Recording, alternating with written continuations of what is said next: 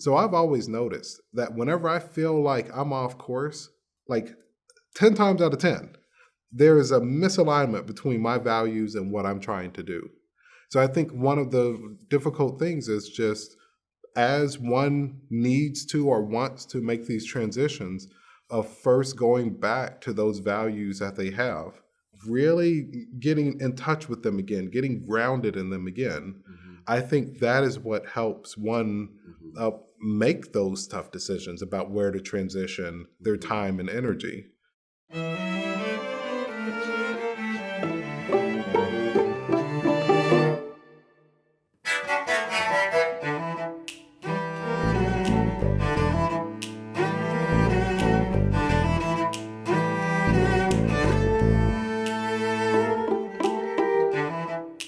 Stan, welcome to Unmute the Voices and welcome to Seattle. Oh, thanks so much. How you Good to doing? be back. Good. I'm so glad that you're here. Yeah, and it's interesting to just see what you have created. So I'm eager to talk about it and some couple of ideas. Well, we can talk about me, but today's episode is really all about you. And I mean, the one question I have for you is, I just want to know how you do it all, because you're a trumpet player. You went to the Curtis Institute of Music, which is one of the hardest institutions in the world to get into.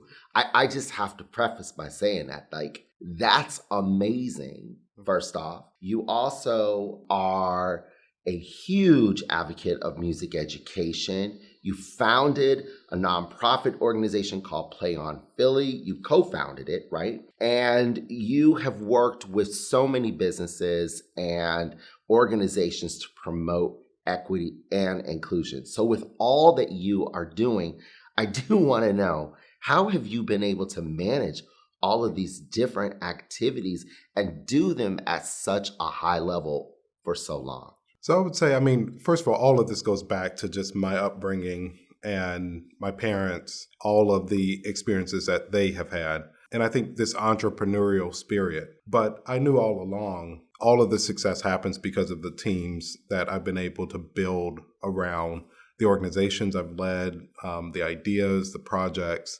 So certainly want to start off by saying, yeah, it is a group effort. But being able to cast a really ambitious vision, get people behind it, of course, set up the right culture, the right systems and processes. That's something that I've learned over the years, and glad that I had even projects before Play On Philly that helped get me prepared for all of that. So how does one build a team of people who are all about helping them achieve their goal? I think clarity is really important.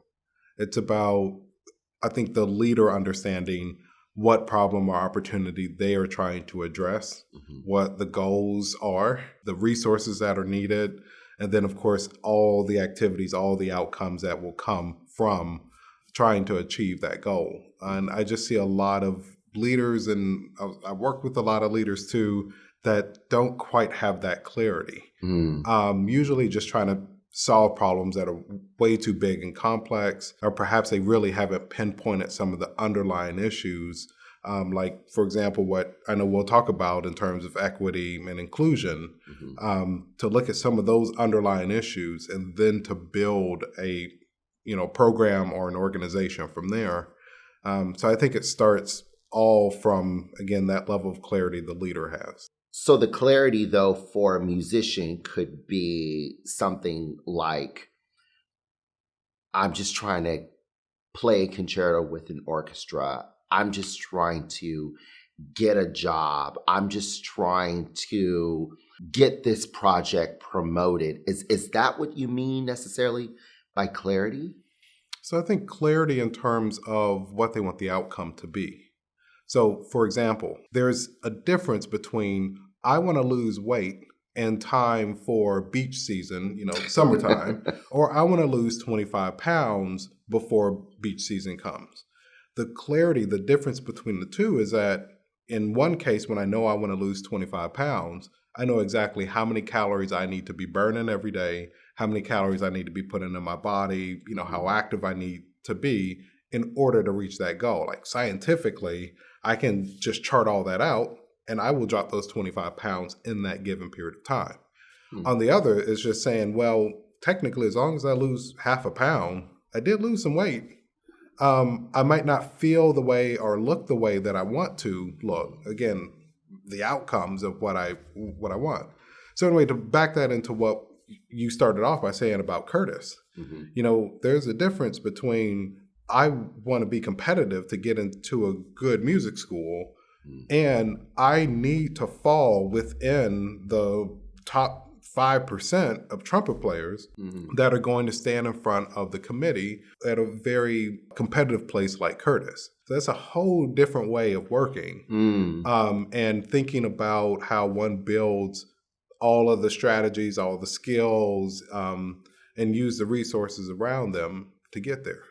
Yeah, but doesn't all of that cost money and lots of money? So for a musician or a creative who has these very ambitious goals or has, these things that they want to achieve, and they don't have a lot of resources or a lot of money, what do you say to them on how they can still move the ball forward with having a lack of resources? Sure. So I think information is important. I would say information is more important than resources.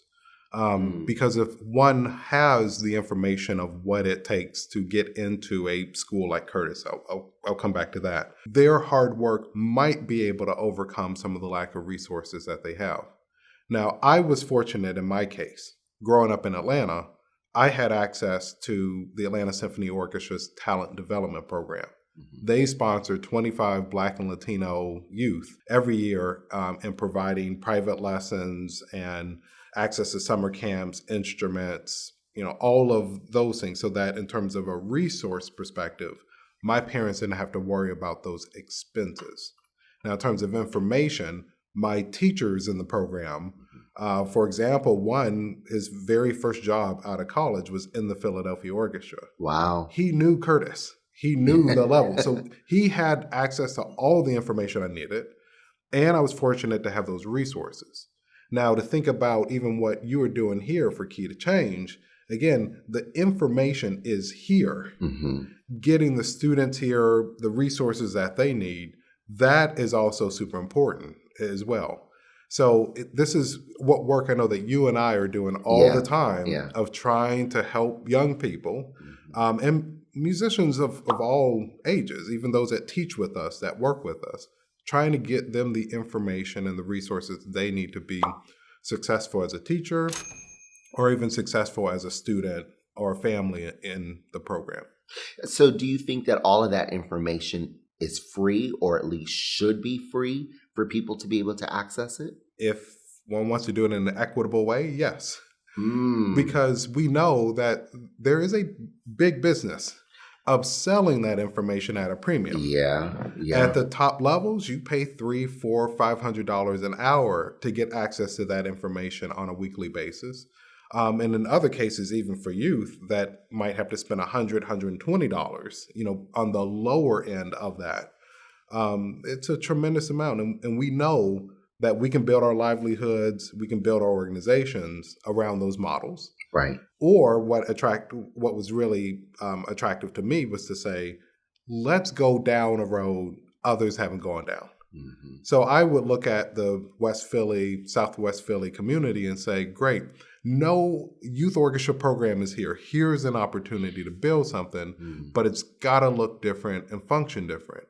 Now, part of my job is that I also have to go out and get those resources. Right. Because if the resources aren't going to come from the students and families, I got to find another way to get those resources. So that's what, as a leader, I work really hard in how do we put ourselves out there, promote ourselves, market ourselves, communicate what we're trying to do. Again, clarity is so important to that success. And then from there, we then have to take in those resources and do good by them.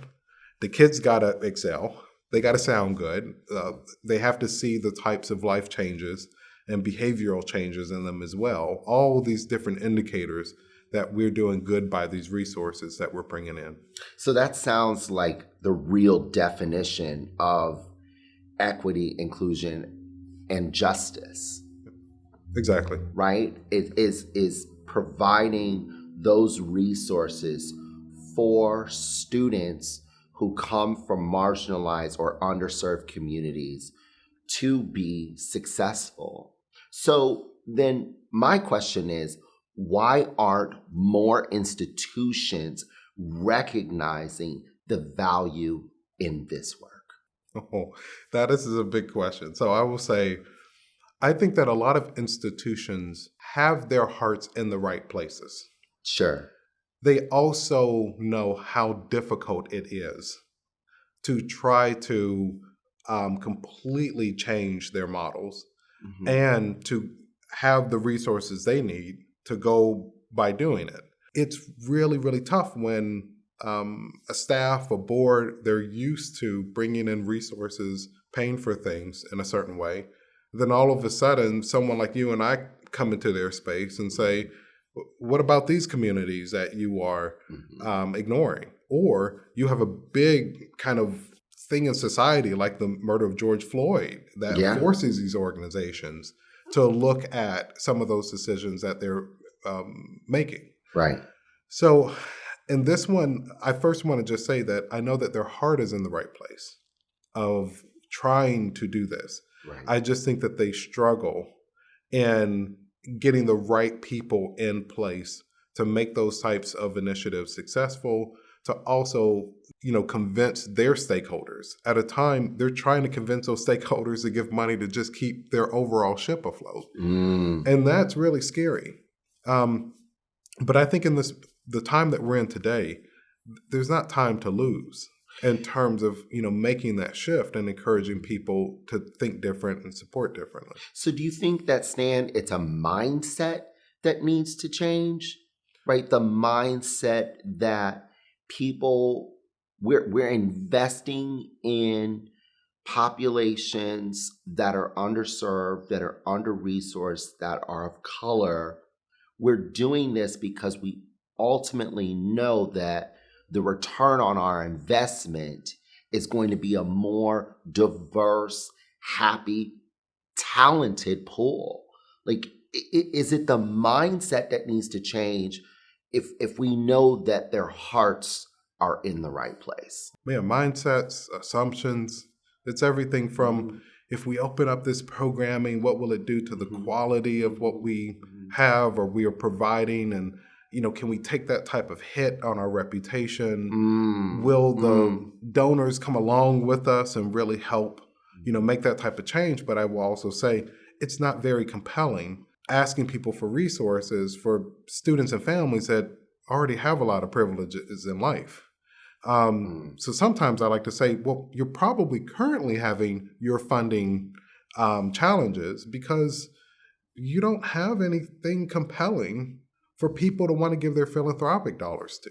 But what about if I'm constantly turning out students who are winning competitions, or I have students, or I have people within my organization who are getting this high level of prestige every 3 to 5 years? Doesn't that make a difference? It does make a difference, and we need institutions that do that work. That's fine. Let those people do that. They want to pump kids out in that certain way. I think that there are a lot of people that don't resonate with that. They're not engaging in the first place. Who are in classical music or out of classical music? I would say on the periphery of classical music, in their philanthropic support and where they spend their time as audience members, and I think that there are more people that are just waiting for leaders to be able to articulate that they want to serve different populations that they care about. So I'm not saying that all of that work, those that want to have music institutions and schools or whatnot that help, certain groups of students that are maybe paying a premium to get access to good music education. My thing is, though, that we can't neglect those populations and people that are often left out and not be able to provide them with the quality that they need. Wow. I think that's just so interesting because I feel like there are people who, again, have good intentions, but are afraid of doing this work because they are nervous about losing funding or nervous about an individual donor or board member going against or not believing or being in alignment with their own values. How does one overcome that? How does an institution overcome that so that progress can really happen and the institution can move forward? Through relationships. I mean, the leader, and some of the examples that you gave, I mean, some of these leaders are dealing with groups of musicians on stage, groups of musicians on their faculty, in addition to the staff that they work with, the donors, the board members. And again, I go back to this kind of clarity of vision of where that institution is heading, and understanding the context of today and the challenges and opportunities in front of them. That's a lot to juggle, to have to, in the boardroom or in front of the musicians, in front of the faculty, to be able to, get up and articulate where you need all these people to go. But if the relationships aren't there, if the trust is not there between the leader and all of those stakeholders, it's difficult to move that ship. Now, I've tried several times in those spaces. Yeah. I've come to the conclusion, I just need to, take a blank sheet of paper and start from scratch and build those stakeholders. And many of the ventures that I've done, from Play on Philly to El Sistema USA to Equity Arc, and just say, I'm creating some new spaces here. And if I was one of those leaders of an established, maybe even legacy institution, I would be nervous that there's guys out there like Quinton Morris and Stanford Thompson that are taking these blank sheets of paper and they are slowly building those relationships that will, in the next decade or two, we'll still be in this game. Okay? Yeah. A lot of them might not be in the game at that moment, but at that time, it's just, how do we start to rewire how people think about what is possible?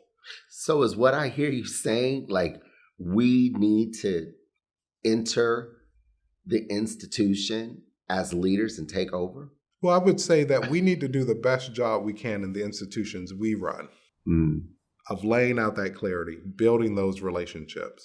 And I do think that as you and I reach more towards kind of the peak and towards the end of our careers, there will be opportunities in some of those big legacy institutions to embrace people like you and I, to lead them. Well, they ain't ready for us, though. Well, not today. Not today. But I do believe that might be a possibility in the future where then we can leverage so many more resources than we have today, or perhaps maybe a decade or 15, 20 years from now, what we have built becomes the new, institution. We just got to be careful that we don't set it up, that as, again, the cultural groups and the challenges of society change around us, that we don't end up building things that then get stuck like many of these other groups are stuck 50, 75, 100 years in. Unmute the Voices is sponsored by Key to Change Studio. Key to Change Studio is a violin and viola studio located in Renton, Washington, which allows middle and high school underserved students living in South King County an opportunity to take violin or viola lessons. For more information, visit their website at keytochangestudio.org. Now, back to Unmute the Voices. How does one who has maybe been doing work for a really long time, they're looking to transition, they're afraid to transition into something else, whether it's a different career or it's, DEI work or just going into something completely different outside of music or just anything creative, how does one get unstuck? I would say that a re-examination of one's values, we don't do that work enough. And again, the values that were instilled in me as a young kid by my parents, my mom, who helped to integrate the Chicago public schools in the 60s, and my dad, who fought in Vietnam, and through the GI Bill was able to eventually make his way to Indiana University, where he studied saxophone. But all of their life experiences, my dad growing up in Mississippi, my mom growing up on the south side of Chicago, these were all values that were instilled in me. So I've always noticed that whenever I feel like I'm off course, like 10 times out of 10, there is a misalignment between my values and what I'm trying to do. So I think one of the difficult things is just as one needs to or wants to make these transitions of first going back to those values that they have, really getting in touch with them again, getting grounded in them again. I think that is what helps one make those tough decisions about where to transition their time and energy, and then move on from there. But I also like to keep in mind, I've always looked at my professional career as an arc of 40 to 50 years. And God willing, if I have good health and my mind's in the right place and all of that. And sometimes we also lose sight of that arc.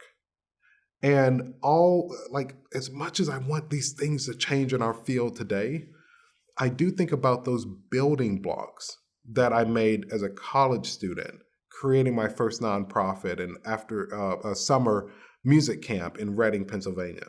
And then how that led to, and I would always dream like, gosh, I only do that 2 weeks out of the year, but what if I could do that 45 weeks out of the year? And I would always just laugh, there's no way I could get the resources to do that. And thinking about what you and I are doing now, could we ever imagine having operations with a $25 million annual budget? So I like to just keep all of these things in mind of how everything has been building. The boulders are getting pushed up the hill. We got to stop and we got to look at how far that has come. But we still got a solid 30 years left of pushing this boulder. And at the same time, we know that we are inspiring change, not only in the young people we work with every day, but we're inspiring change across the whole field. Wow. Let's talk a little bit about business for musicians, creatives, and entrepreneurs. You've had a very successful career doing a multitude of things in both areas. In your experience, what does one need to do in order to be successful as a musician or educator? I think that there's something as an educator and just as a musician, we are trained to develop our chops. Yeah. You just got to be able to play in tune and time, and make some phrases, at least. And I think even as an educator, we don't spend a lot of time thinking, especially those who make a transition from mostly being trained as a performer. I'm not talking about those that go to school for music education and spend many years. Right. But for those that don't have that type of educational background, the importance of building our chops as pedagogues, as educators, as people that have human interactions with young people, and how important all of those skill sets are. So I think number one, just building their chops in many, many aspects of education is super, super important. And then I would go on from there to say, understanding how rapidly things are changing.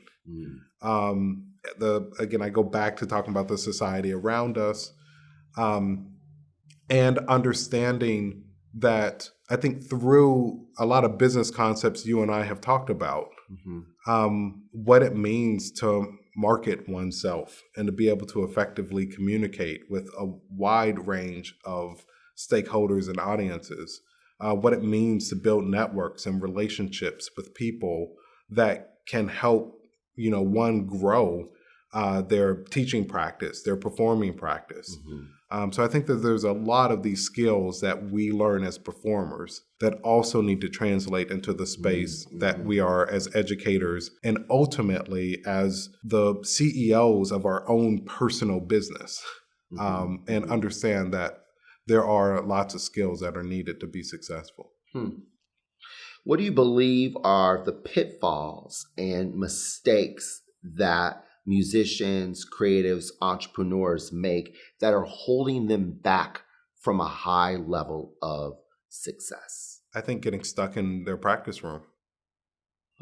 I call it after the performance, you go out the artist entrance in the back. You go to the bar 2 blocks away, with your 2 or 3 friends, and you have completely ignored your colleagues in the wings packing up their bags. You've ignored all of the audience members in the lobby. And then you kind of expect things to change and be different. So I think one of the biggest mistakes is that people stay in their practice rooms too long. Of course, we're all trying to build up the skills and learn all the notes and be prepared for that next performance competition.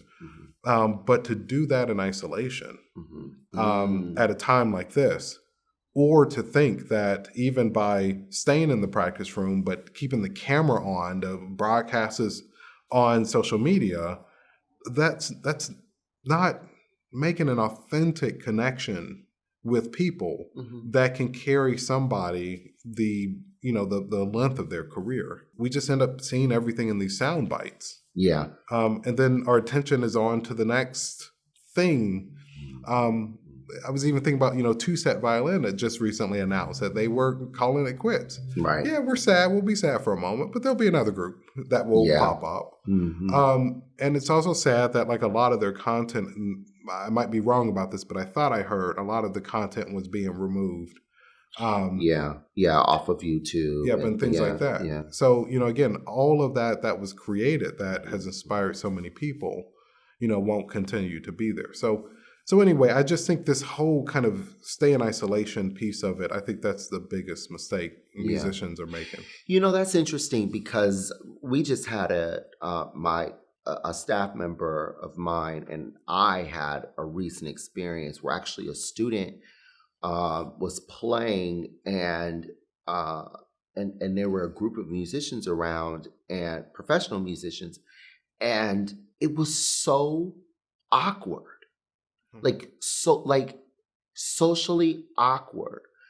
No one knew what to do, right? And it was a situation where people were afraid to say hello.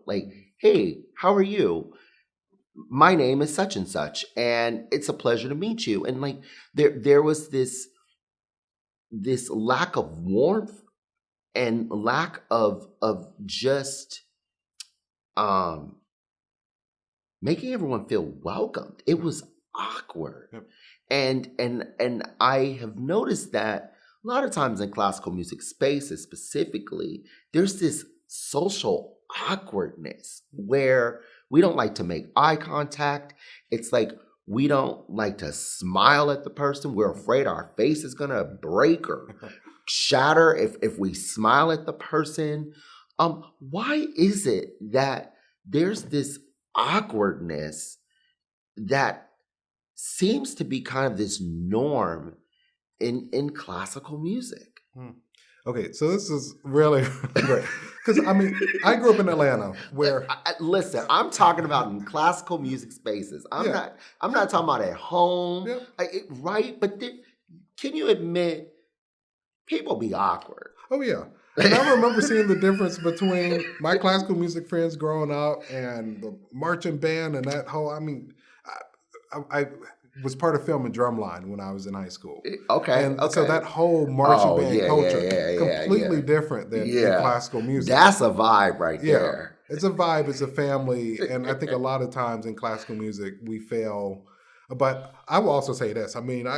Growing up Black and in Atlanta and the whole family and the whole community and all that stuff, number one, I wasn't really looking for the classical music community to be my family and my vibe and all of that other stuff. That part. So I was entering that space, and we do it all the time. We're entering these spaces and exiting and all this stuff.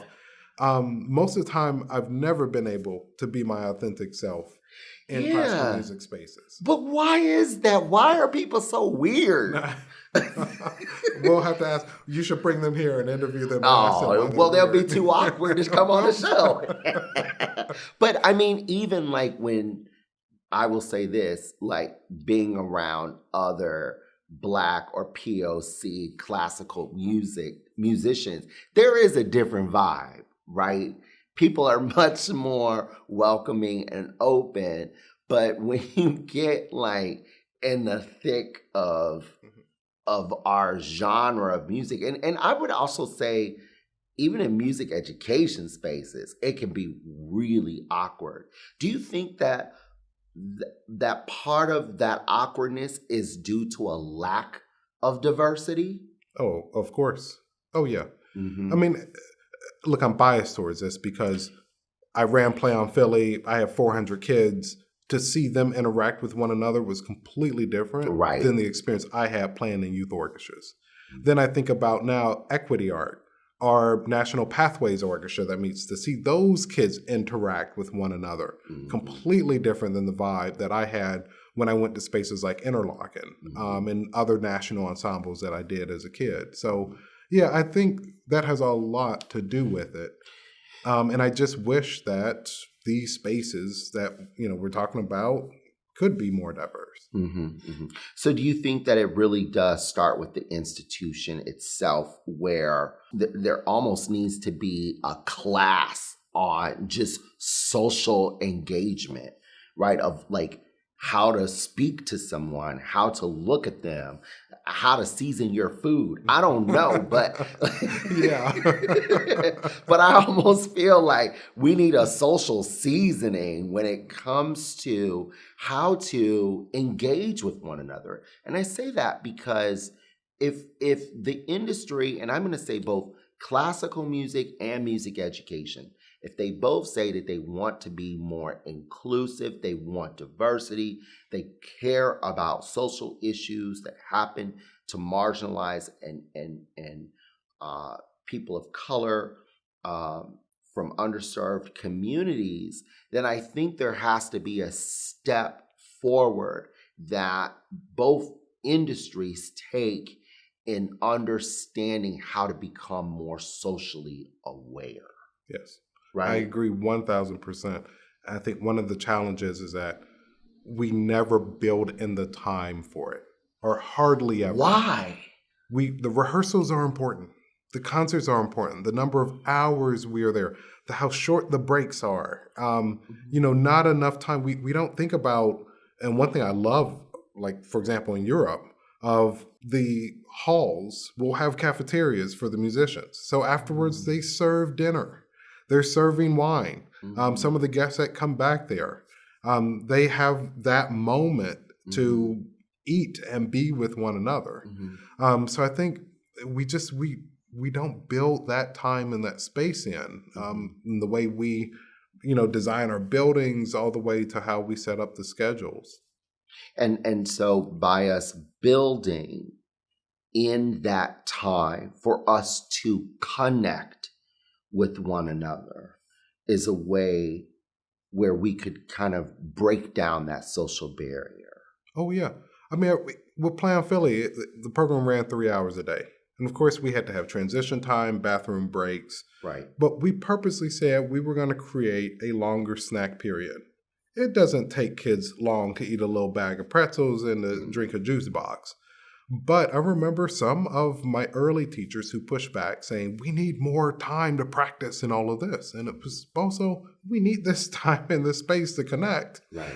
If we're going to properly have these students transition. But I'm sitting there thinking like, yeah, we need to have this at our concerts. We need to have a reception. We need to invite those families. I mean, this is part of the culture. Yeah. And to take that out of the space because we need to cut an hour here so that we're out of the building and don't pay more money, or that we can carve out more time to practice because the instructors have to tune the violins and they lose the first 10 minutes. So if we take 10 minutes from snack time, stuff like that. And so I'm really, really proud of being aware. And I've been in other spaces that I've had to lead where that time isn't there. And you can see the impact that has in trying to build community within a program. And the program ultimately suffers because of that.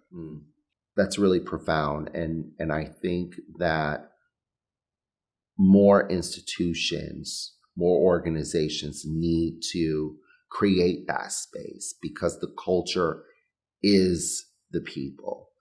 And when you have happy people who feel like they are being valued, where their voices are being heard, you have a much, I think, better product.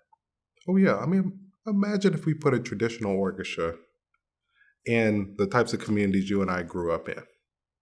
And folks were going to come into the space and sit there and be quiet. For a minute. For a minute. For a minute. But for an hour.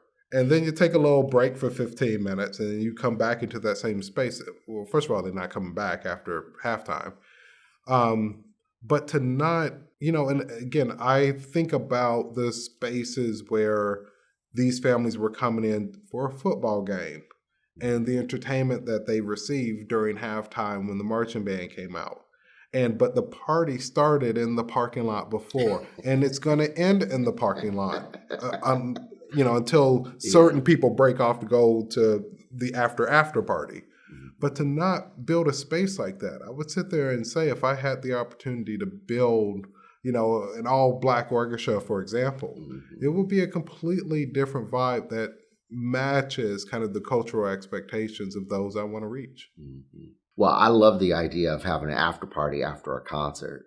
Oh, yeah, me too. I love that. And I wish that was incorporated into more presenting organizations' agendas, because I think that's just another way to be able to connect with people, especially those who traditionally have not come to their concerts. And I think that that's something where all musicians should be a part of, because it's very traditional that after the concert's over, all the musicians leave, and there's really no engagement between the musicians and audience members. Yeah, and I see it in some cases, like in Minnesota Orchestra, I saw it, where they had an ice bar in front of the building, literally a bar made out of blocks of ice in the freezing cold.